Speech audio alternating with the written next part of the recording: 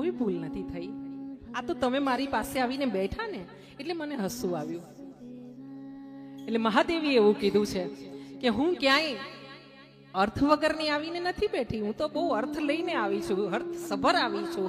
ઘણું ઘણું મારા મનમાં બધી વાતો ભરીને તમારી પાસે બેઠી છું. મહારાજ, તમે ભોળાનાથ છો, તમે કાશીના વિશ્વનાથ છો.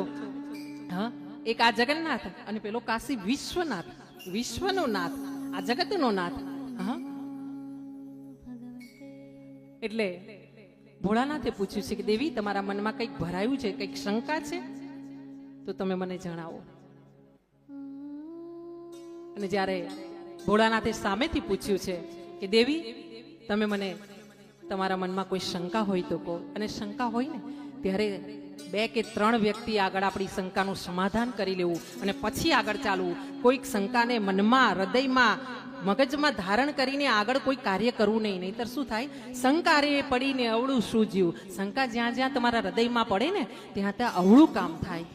એટલે પહેલા શંકા જ્યાં હોય ને એનું નિવારણ કરવું.